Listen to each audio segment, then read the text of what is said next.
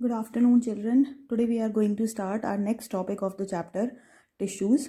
Plant tissues we have done in our previous portion of this chapter, and we are going to start animal tissues right now. But before that, let's have a look at plant tissues, what we have done in plant tissues. So this was all about the table of plant tissues that we have done earlier. Plant tissues can be categorized into meristematic and permanent tissues.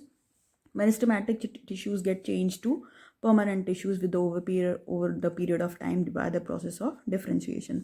Meristematic में 3 categories थी हमारे पास, क्योंकि ये dividing cells थे सारे जो growth को promote करते थे, और परमानेंट में सिंपल और कॉम्प्लेक्स टिश्यूज़ थे हमारे पास, और ये नॉन डिवाइडिंग सेल से बने होते थे. सिंपल में we have two kind of cells, two kind of tissues, protective and supporting. These were all the categories of these two special simple tissues. And in case of complex, we have xylem and phloem for the transportation of food and water. And these were parenchyma, collenchyma, sclerenchyma for protection, strength, and mechanical flexibility and all that. These were for protection. So this was all about plant tissues. Now the way we have distinguished, way we have divided the categories for plant tissues, same way we are doing it for animal tissues. So animal tissues की category पढ़ने से पहले हम ये देख लेते हैं कि एनिमल टिश्यूज़ डिफरेंट कैसे हैं, क्या अलग है एनिमल टिश्यूज़ में. Since plants are stationary, they are immobile, वो मूव नहीं करते, तो उनके सेल्स भी अलग होते हैं, उनके टिश्यूज़ भी अलग होते हैं, उसी हिसाब से काम करते हैं. बट हमारी बॉडी हमेशा स्टेशनरी नहीं रह सकती, एक जगह पर नहीं रह सकती. We need movement. हमारी बॉडी के पार्ट्स भी मूव करते हैं, इंटरनली भी हमारी बॉडी में मटेरियल का ट्रांसपोर्टेशन फ्लो चलता रहता है. तो स्पेशलाइज्ड टिश्यूज़ हमें चाहिए, स्पेशलाइज्ड सेल्स हमें चाहिए, जो कि ये हमारा बॉडी का सारा मैकेनिज्म जो है मूवमेंट का, ट्रांसपोर्टेशन का, इसको सपोर्ट करें. तो इसी से रिलेटेड यहाँ से यहाँ तक इंट्रोडक्शन में क्या गिवन है आपको कि वो स्पेशलाइज्ड सेल, जैसे हमने मसल सेल की बात करी हुई है कि मसल्स आप लोगों ने पढ़ रखा है, मसल एक स्पेशल टिश्यू होता है जो कि कॉन्ट्रैक्ट और रिलैक्स करता है अपने सेल्स को, जिसकी वजह से आप मूव कर सकते हो. अगर मेरी फिंगर मूव कर रही है या मेरा हैंड मूव कर रहा है या I am able to write, तो that is all because of muscle. हम मूव कर पा रहे हैं, that is all because of muscles contraction and relaxation. Next is we take up food. That food gives us energy. That food burns in the presence of oxygen in our body to release energy from that food, and we consume that energy. Later on, the waste generated in our body due to this consumption of food and absorption of food, that has to be excreted out of our body, and similarly blood is to be transported in our body. So there are many more functions in our processes going in our body. So to accomplish all these functions, ये सब काम करने के लिए हमारी body में different cells और tissue है. एक ऐसा ही स्पेशल टिश्यू हमारी बॉडी में ब्लड है, जो कि क्या करता है, मटेरियल्स का ट्रांसपोर्ट करता है, ऑक्सीजन का, फूड का, जो फूड में एनर्जी है उसका ट्रांसपोर्ट करता है, और जो वेस्ट प्रोडक्ट है वो भी ब्लड कैरी करके लेके जाता है, ताकि वेस्ट जो है वो फिल्टर हो सके हमारे ब्लड से. तो ब्लड पूरे बॉडी पार्ट्स को कनेक्ट करके रखता है और ट्रांसपोर्टेशन का भी काम करता है. तो ये एक स्पेशलाइज्ड फंक्शन हो गया ब्लड का. तो ब्लड एक स्पेशल कनेक्टिव टिश्यू है. तो ये सारी इंट्रोडक्शन है यहाँ पर. अब कौन से पार्ट में, कौन सी जगह पर कौन से टिश्यूज़ प्रेजेंट है एनिमल्स में या ह्यूमन बींग्स में, तो उसकी कैटेगराइजेशन हमने करनी है. यहाँ पे लिखा है blood and muscles are both examples of tissues found in our body. On the basis of the function that they perform, we can think of different animal tissues, such as these are the different categories of animal tissues. That is how we classify animal tissues: epithelial tissue, connective tissue, muscular tissue and nervous tissue. Blood connective tissue है क्योंकि वो connect कर रहा है different parts को हमारी body में, और मसल जो है वो एक मस्कुलर टिश्यू है. So let us see the categories of animal tissues. So these are the 4 categories basically that we have read just now: epithelial, muscular, connective and nervous. Epi means top, जो बिल्कुल top most है, top most layer जो construct करती है हमारे body parts की या internal organs की. तो वो जो लेयर है, वो जो सेल्स की कलेक्शन है, वो सेल्स की कलेक्शन या उस टिश्यू को हम क्या बोलते हैं, एपिथीलियल टिश्यू. मस्कुलर अभी हमने पढ़ लिया, कनेक्टिव हमने पढ़ लिया. नर्वस टिश्यू में आप जो आपका पूरा बॉडी का कंट्रोल एंड कोऑर्डिनेशन देखे, nervous tissue, that is nervous tissue. वो नर्वस में आप न्यूरॉन्स के बारे में पढ़ोगे, जो हमारी बेसिक यूनिट है कंट्रोल एंड कोऑर्डिनेशन की. तो हम एक एक करके ये सारे टिश्यूज़ रीड करेंगे. सबसे पहला हमने पढ़ना है एपिथेलियल टिश्यू। एपिथेलियल में फर्दर ये डिफरेंट टाइप्स हैं। स्क्वैमस जो है वो हॉलो मतलब बिल्कुल फ्लैट, बिल्कुल थिन शीट है, कुछ भी नहीं है उसमें, सिर्फ 2 डायमेंशनल आपको एक शीट सी दिखेगी, बस दैट्स इट। जो स्क्वैमस है उसको फर्दर हम और क्लासीफाई करते हैं into simple and stratified tissue. Simple मतलब बिल्कुल ही सिंपल फ्लैट शीट्स हैं, स्ट्रैटिफाइड मतलब स्ट्रेटास हैं उसमें, स्ट्रेटास मतलब लेयर्स हैं, डिफरेंट लेयर्स हैं। तो ये थोड़ा सा डिफरेंस है। क्यूबॉइडल क्यूब की शेप में होंगे। कॉलमनार मतलब लॉन्ग पिलर लाइक अरेंजमेंट होगा इसमें सेल्स का। सिलिएटेड मतलब हेयर लाइक ऊपर प्रोजेक्शन होंगे, जैसे सिलिया और फ्लैजेला आपने पढ़ा होगा, माइक्रो ऑर्गेनिज्म में मूवमेंट के लिए यूज़ करते हैं वो ऑर्गेनिज्म। तो सिलिएटेड मतलब वो सेल्स के ऊपर सिलिया, एक झाड़ू जैसा आप समझ सकते हो, हेयर लाइक प्रोजेक्शन आप समझ सकते हो उन सेल्स के ऊपर। ग्लैंडुलर मतलब ग्लैंड्स से रिलेटेड, ग्लैंड्स मतलब वो पोर्शन या वो कलेक्शन ऑफ सेल्स या वो पार्ट्स आप समझ सकते हो हमारी बॉडी में सेल्स का कलेक्शन होता है बेसिकली, जो कि कुछ सीक्रेशन करते हैं, मतलब कुछ केमिकल सब्सटेंसेस सीक्रेट करते हैं। आप लोगों ने ये 8th स्टैंडर्ड में भी पढ़ा है कि हमारी बॉडी में एंडोक्राइन और एक्सोक्राइन ग्लैंड्स होते हैं। These secrete some of their products, their secretion into directly into the blood और सम और through the ducts they secrete some their products. So these are the glands. So वो tissues जो ग्लैंड से related हैं, these are glandular epithelial tissues. So this was the introduction about all these kind of tissues of epithelial category. Let us discuss them one by one from the book. So this is epithelial tissue. The covering or protective tissue in animal body are epithelial tissue. जो भी सबसे first layer है जो cover करती है आपके most of the organs को या body के inside जो hollow cavities हैं उनको जो cover करती है, that is all consisting of epithelial tissue. It also forms a barrier to keep different body systems separate. एक thin layer है बस cells की जो कि different body systems को, different organ systems को separate करके रखती है. The skin, the lining of the mouth, the lining of the blood vessels, lungs, alveoli.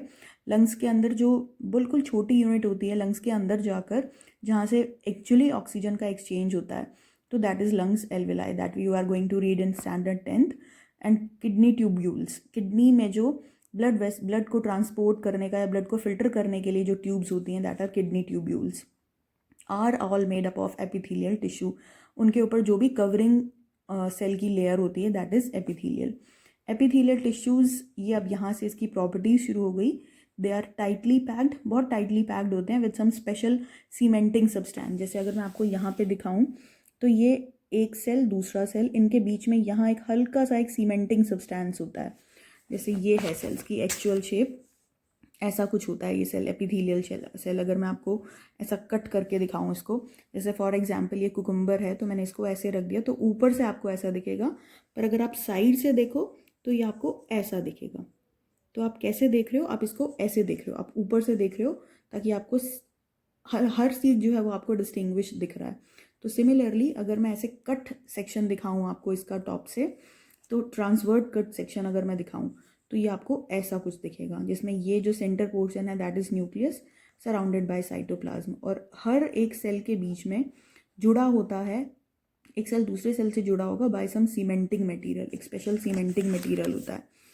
तो आगे हम यहाँ पर have only small amount of cementing material, बहुत छोटे से अमाउंट से ही वो जुड़ जाते हैं cell, and almost no intercellular space, obviously because they are tightly packed, तो स्पेस बहुत कम होता है एक सेल का दूसरे सेल के बीच में। ऑब्वियसली एनीथिंग एंटरिंग और leaving the body must cross this one layer of epithelium, क्योंकि ये टॉप मोस्ट लेयर है, तो जो भी आपकी बॉडी में एंटर करेगी तो उसको एपिथेलियल की एक लेयर से प्रोटेक्ट होना पड़ेगा। As a result, the permeability of the cells of various epithelial play an important role in regulating the exchange of material. तो जो एपिथेलियल सेल जितना परमिएबल होगा उसके अकॉर्डिंग जो बाहर का मटेरियल है एक्सटर्नल एनवायरनमेंट का और डिफरेंट बॉडी पार्ट्स में उनके बीच में एक्सचेंज होगा, डिपेंडिंग अपॉन कितना परमिएबल है, कितना वो दूसरे मटेरियल को, बाहर से आने वाले मटेरियल को अलाउ करता है सेल के अंदर। फॉर एग्जांपल हम अपनी स्किन के ऊपर हम क्रीम अप्लाई करते हैं तो वो क्रीम हमारी बॉडी के अंदर एब्जॉर्ब हो जाती है। वो क्यों होती है? क्योंकि हमारी जो स्किन की लेयर है दैट इज़ परमिएबल, वो जो एपिथेलियल लेयर है हमारी स्किन की वो परमिएबल है।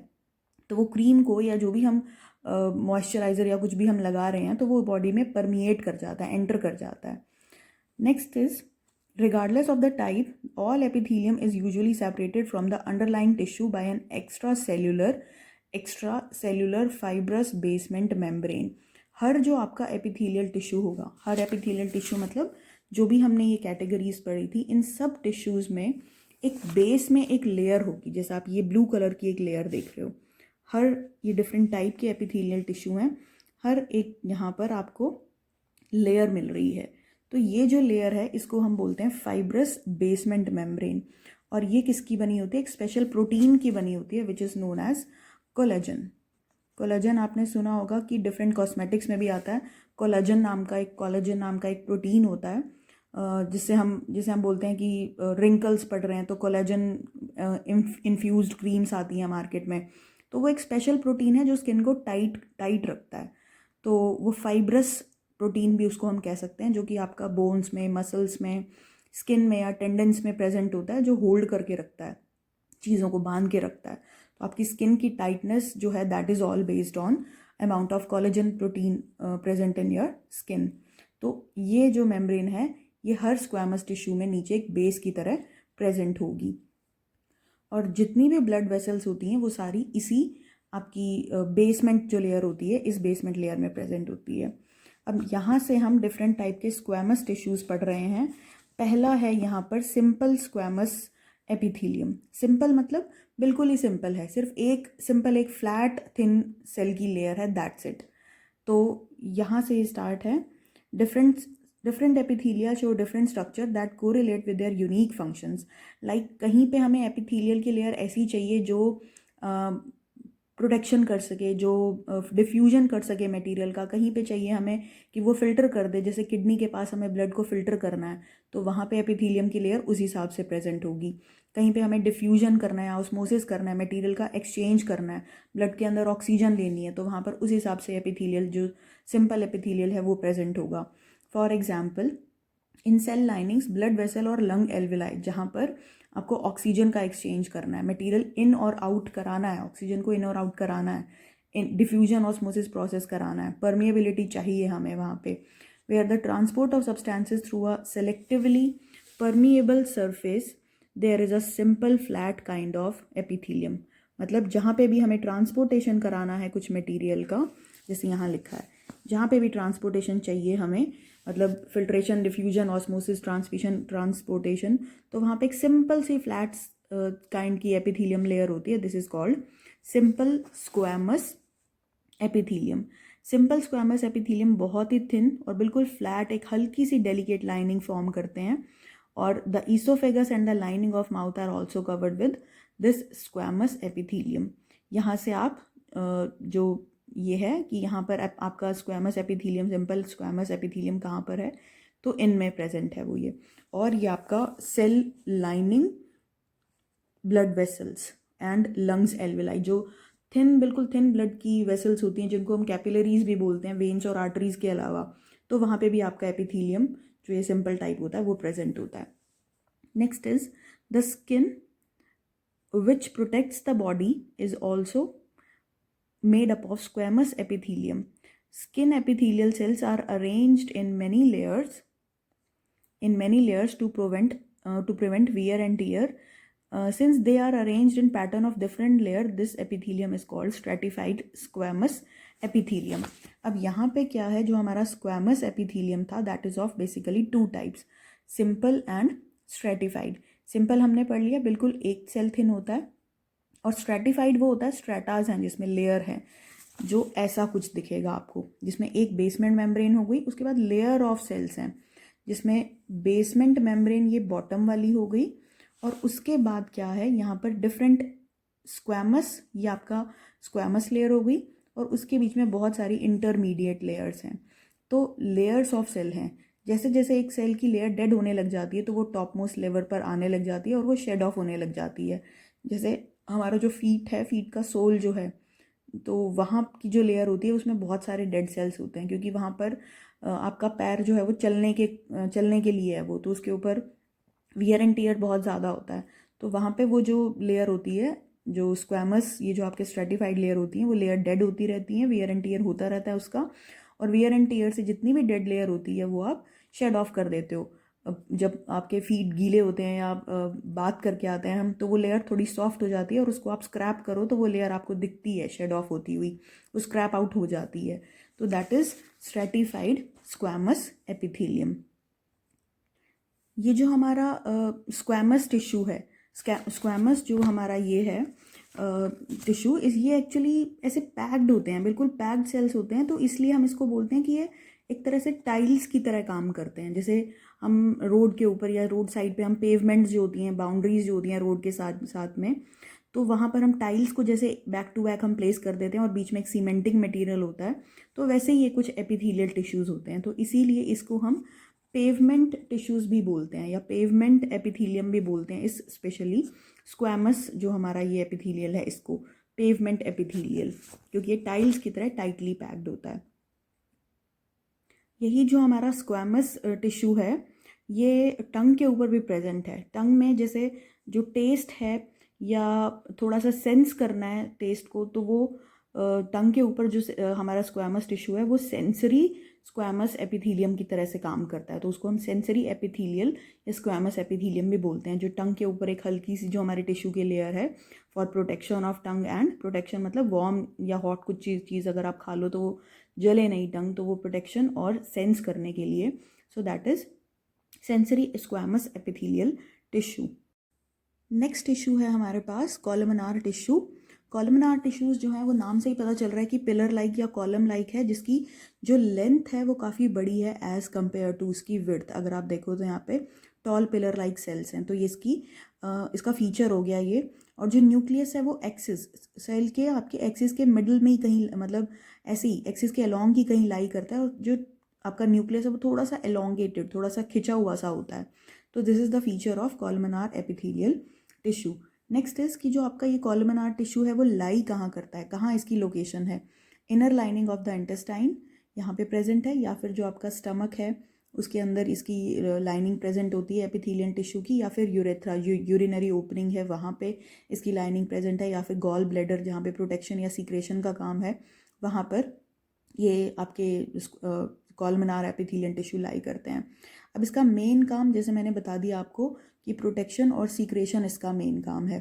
तो कॉलमनार जो एपिथेलियल टिश्यू है वो इंटेस्टाइन में भी प्रेजेंट है for the absorption of small intestine में, जहाँ पर आपने फूड और वाटर को क्या करना होता है, एब्जॉर्प्शन का काम करना होता है। तो this is all about columnar epithelial tissue. अब हम और इसके बारे में पढ़ते हैं कि कॉलमनार जो एपिथेलियल टिश्यू है वो और क्या है, क्या काम करता है। जो आपके कॉलमनार एपिथेलियल टिश्यू हैं ये एक स्पेशलाइज्ड सेल बनाते हैं जिसको हम बोलते हैं गॉबलेट सेल। गॉबलेट जैसे बलून होता है आपका, उस टाइप का सेल स्ट्रक्चर होता है, उस टाइप के स्पेशल सेल बनाते हैं। जैसे ये ऊपर से ब्रॉड सा हो जाता है बलून की तरह और नीचे से नैरो बेस होता है इसका। तो ये जो गॉबलेट सेल होते हैं ये स्टमक के अंदर जो भी डाइजेस्टिव जूसेस सीक्रेट करने का काम होता है वो ये इस टाइप के कॉलमनार सेल के जो ये गॉबलेट सेल्स होते हैं ये करते हैं। गॉबलेट सेल ये काम करते हैं, और साथ ही साथ ये जूस डाइजेस्टिव जूस सीक्रेशन के साथ साथ म्यूकस नाम का एक स्लाइमी सा चिपचिपा सा लिसलिसा सा एक प्रोडक्ट रिलीज करता है स्टमक के अंदर, जो कि स्टमक की इनर लाइनिंग को क्या करता है, प्रोटेक्ट करता है। किससे प्रोटेक्ट करता है, जो भी कोरोजिव स्टमक की लाइनिंग को जलाने वाले सब्सटेंस होते हैं, जैसे ये सब्सटेंस है HCl, तो उससे ये म्यूकस जो होती है स्टमक को प्रोटेक्ट करती है। तो कॉलमनार एपिथेलियम जो टिश्यू होता है that produces a specialized cell called as goblet cell, which is responsible for digestive juice secretion and mucus secretion in the stomach. और इस म्यूकस से क्या होता है, लुब्रिकेटिंग सा फील होता है स्टमक के अंदर, और वो एक प्रोटेक्टिव लेयर की तरह बिहेव करता है ताकि आपका स्टमक जो है वो हाई एसिडिटी फूड से उसकी लाइनिंग जले ना। इसके अलावा जो आपका कॉलमनार ये है जो गॉबलेट सेल रिलीज करने के अलावा जो हमारे स्वेट ग्लैंड्स हैं जहाँ से स्वेट रिलीज होता है, उसके जो सेल्स हैं स्वेट ग्लैंड्स के, वो भी कॉलम जैसी शेप के ही होते हैं। तो स्वेट ग्लैंड जो भी अपनी सीक्रेशन होती है, जो स्वेट की फॉर्म में सीक्रेट करती है, वो आपका जो स्वेट ग्लैंड है that is also an example of sweat gland में भी आपके कॉलम शेप टिश्यूज़ होते हैं एपिथेलियन। तो नेक्स्ट इज ग्लैंडुल। जो स्वेट ग्लैंड है वो ग्लैंड की तरह बिहेव करता है क्योंकि अपनी सीक्रेशन रिलीज कर रहा है, तो उसको हम ग्लैंडुलर एपिथीलियम भी बोल देते हैं उसको हम। नेक्स्ट इज जो आपका ट्रैकिया है, जो रेस्पिरेटरी ट्रैक, जैसे यहाँ पे लिखा है in respiratory tract the columnar epithelial tissue also है सीलिया। जो हमारा ट्रैकिया होता है, जो विंड पाइप है हमारी, वहाँ पर कभी कभी फूड जो है वो फूड पाइप पे जाने की बजाय विंड पाइप में अगर स्टक हो जाता है, तो जो ट्रैकिया के अंदर जो कोलमनार सेल्स हैं उनमें सीलिया टॉप पे होते हैं, इसके ऊपर सीलिया होते हैं, जो कि एक ब्रूम का काम, एक झाड़ू का काम करते हैं। जैसे ही फूड हमारी विंड पाइप में चला जाता है तो वो सीलिएटेड जो हमारे जो कॉलमनार सेल्स हैं वो एक ब्रूम सी क्रिएट कर देते हैं और जो झाड़ू सी लगा देते हैं, जिससे फूड जो है उसकी डायरेक्शन ऑपोजिट हो जाती है। तो हम जो कफिंग करते हैं उससे वो फूड जो स्टक हुआ है वो बाहर पुश हो जाता है। तो सीलिएटेड जो है वो प्रोटेक्शन का काम भी करती है। या फिर यहाँ पे आप रीड करो, this cilia can move and their movement pushes the mucus forward to clear it. जो भी सीलिया का काम है वो प्रोटेक्शन और एक पैसेज क्लियर करने का काम है एक तरह से। So this type of epithelium is the ciliated columnar epithelium. ऐसा कुछ दिखता है हमारा जो सीलिएटेड कॉलमनार एपिथेलियम है। मतलब ये आपके column like pillar like cells हो गए, बीच में न्यूक्लियस हो गया, यहाँ सीलिया निकला हुआ है, और ये जो है ये डॉट्स जो दिख रही हैं आपको, इसको हम बोलते हैं बेसल ग्रैन्यूल। बेसल ग्रैन्यूल वो छोटे छोटे दाने लाइक स्ट्रक्चर होते हैं जहाँ से सीलिया जो होता है वो अराइज करता है। सीलिया का काम बेसिकली क्या हो गया कि जो भी मूवमेंट करनी है सब्सटेंसेस की, लाइक म्यूकस की या फिर कुछ फ्लूइड की बॉडी के अंदर, या कुछ और मटेरियल की, यूरिन है उसको अगर मूव कराना है बॉडी के अंदर, तो उसके लिए जो आपका ये सीलिया है ये मूवमेंट कराता है, पुशिंग करता है। तो एक पर्टिकुलर डायरेक्शन में मूवमेंट के लिए ये सीलिया रिस्पॉन्सिबल है। Next epithelium tissue is cuboidal. नाम से ही पता चल रहा है कि क्यूब शेप है। तो अगर आप 3 डायमेंशनली देखोगे तो वो आपको क्यूब लाइक अरेंजमेंट दिखेगी जैसा ये दिख रहा है। बट अगर आप एक साइड से ऐसे देखोगे, सीधा सिर्फ एक साइड से देखोगे, तो फ्रंट से आपको ये टिश्यूज़ स्क्वायर शेप में अरेंज हुए दिखेंगे। जितने टॉल हैं उतने ही ब्रॉड हैं ये टिश्यूज़। तो ये इनकी प्रॉपर्टी हो गई। अब ये जो आपके एपिथेलियम टिश्यूज़ हैं, इनका बेसिकली काम मैकेनिकल सपोर्ट, स्ट्रेंथ प्रोवाइड करना है, प्रोटेक्शन देना है, या सीक्रेशन करना है, या कुछ मटेरियल का एब्जॉर्प्शन करना है, या एक्सक्रीट करना है। तो वहाँ पे ये टिश्यूज़ जो हैं आपके कॉलम क्यूबॉइडल जो एपिथेलियम है ये प्रेजेंट मिलेंगे आपको। और for example forming the lining of kidney tubules and ducts of salivary glands. Pancreatic ducts, जो पेनक्रियास से रिलेटेड डक्ट्स आ रही हैं, ट्यूब्स आ रही हैं, या जो स्वेट ग्लैंड्स हैं, या फिर जो थायराइड ग्लैंड है बॉडी के अंदर, डिफरेंट ग्लैंड्स के अंदर आपको ये टिश्यूज़ जो क्यूबॉइडल एपिथेलियम है ये मिलेगा। ग्लैंड्स हम ऑलरेडी कर चुके हैं, कलेक्शन ऑफ सेल्स। तो वो कलेक्शन ऑफ सेल जो सीक्रेशन का या कुछ प्रोटेक्शन का या कुछ एक्सक्रीशन रिलीज का काम कर रहा है, तो वहाँ पे आपके क्यूबॉइडल टिश्यूज़ प्रेजेंट होंगे। फीमेल बॉडी में जहाँ से ओवा रिलीज हो रहा है वहाँ उस एरिया में ओवरीज बोलते हैं, वहाँ पे ओवरीज के आसपास ये ओवरीज में ये आपका क्यूबॉइडल टिश्यू होगा। सिमिलरली मेल बॉडी में जो स्पर्म रिलीजिंग जो ट्यूब्स होंगी वहाँ पे भी ये प्रेजेंट होगा। तो ओवरीज और स्पर्म वाला जो कॉन्सेप्ट है वो आप लोग 10th क्लास में पढ़ोगे, तो फिलहाल अभी ऐसे ही लर्न कर लो आप लोग इसको। Next is epithelial cell acquire additional specialization as gland cells which secretes substances at the epithelial surface। तो वो ग्लैंड्स लाइक फॉर्मेशन हो जाती है कई बार क्यूबॉइडल जो एपिथेलियम होता है उससे। और ग्लैंड क्या है, इनवर्ड कहीं फोल्ड हो जाता है जो आपका एपिथेलियम है। सम पोर्शन ऑफ द ये जो आपका एपिथेलियल टिश्यू है fold inward and form a multi cellular gland. This is called glandular epithelium. जैसा ऐसा कुछ होता है, इनवर्ड फोल्ड हो गया ये, और ये गॉबलेट सेल जैसी शेप ले लेता है। यहाँ अंदर सारा म्यूकस है। तो ये स्वेट जैसे एक ग्लैंड लाइक अरेंजमेंट हो गया गॉबलेट सेल की तरह। तो ऐसा कलेक्शन ऑफ जो सेल्स हैं वो आपके ग्लैंड्स क्रिएट कर देंगे। और अगर आप यहाँ नीचे देखो तो ये कॉलमनार सेल्स हैं सारे, और ये कॉलमनार सेल्स अपने आप को मॉडिफाई कर रहे हैं, जैसा हमने पहले भी पढ़ा था। इस तरह से मॉडिफाई कर लेते हैं और ये ऐसी शेप बना ली इन्होंने गॉबलेट सेल जैसी, और कुछ सीक्रेट करते हैं, ये केमिकल्स को रिलीज़ करते हैं। तो मोस्टली ये जो आपके ग्लैंडुलर एपिथेलियम टिश्यूज़ हैं, इट लाइंस द ग्लैंड्स, जैसे गैस्ट्रिक ग्लैंड हो गया, या पेनक्रियाटिक लोब्स हो गई छोटी छोटी, या इंटेस्टाइनल ग्लैंड्स हो गए, तो वहाँ ही आपका ग्लैंडुलर एपिथेलियम प्रेजेंट है। तो एपिथेलियल टिश्यू हमारा कंप्लीट हो गया। इसको एक बार समराइज कर लेते हैं। स्क्वैमस जो अपर मोस्ट लेयर कॉन्स्टिट्यूट करे बॉडी पार्ट्स की, बॉडी ऑर्गन्स की, दैट इज स्क्वैमस। वो एक लेयर थिन भी हो सकता है या फिर स्ट्रेटास ऑफ लेयर भी हो सकते हैं, जैसा फीट के अंदर है। तो this is squamous. Next is cuboidal. Cuboidal नाम से ही पता चल रहा है कि क्यूब लाइक सेल्स का अरेंजमेंट होगा, जो कि प्रोटेक्शन, सीक्रेशन या फिर एक्सक्रीशन कुछ भी कर सकता है मटेरियल की। Next is columnar. कॉलमनार की ही टाइप कई कई बुक्स में आपको मिलेगी, प्रोटेक्टिव कॉलमनार या सिलिएटेड या ग्लैंडुलर कॉलमनार, या फिर किसी किसी बुक में आपको ये लेयर अलग भी मिल सकती है, तो ये पोर्शन अलग भी मिल सकता है। तो हम इसको इसकी कैटेगरीज ना करके अलग अलग तरह से हमने पढ़ा है इसको। तो कॉलमनार मतलब वो टिश्यू जिसमें सेल्स लंबे हैं, टॉल हैं, और इनका भी मेन काम वही है, प्रोटेक्शन, सीक्रेशन, एब्जॉर्प्शन। और जो भी एपिथीलियम है, ये कॉलमनार एपिथीलियम जो इंटेस्टाइन के होते हैं, वो absorption of water, digested food, इसके लिए काम करते हैं, जैसा हमने यहाँ पे रीड कर लिया था। और उसके बाद आया आपका सीलिएटेड एपिथीलियम टिश्यू, जो कि एक ब्रूम की तरह एक्ट करते हैं। कुछ हेयर लाइक ऊपर लेयर होती है कॉलमनार में, और जिनका काम क्या होता है, मूवमेंट कराना सब्सटेंसेस के inside the body. Next is जो आपके सीलिएटेड जो सेल्स होते हैं, उसमें एक बेसल ग्रैन्यूल होता है जहाँ से सीलिया अराइज कर रहा होता है। Next is glandular epithelium. Glandular का काम बेसिकली क्या है, जो आपका कॉलमनार सेल्स हैं वो ही मॉडिफाई हो जाते हैं। ये आपका आया कहाँ से, जो आपके कॉलमनार टिश्यूज़ हैं उसी के सेल ही क्या हो जाते हैं, कुछ अपने आप को मॉडिफाई कर लेते हैं, जैसा कि ये था, और मॉडिफाई करके एक गॉबलेट लाइक्स अरेंजमेंट क्रिएट कर लेते हैं, जो कि ग्लैंड बन जाता है, स्पेशल सेल्स का कलेक्शन बन जाता है, जो कि सीक्रेशन ऑफ केमिकल्स के लिए रिस्पॉन्सिबल होता है। So this was all about epithelial tissue.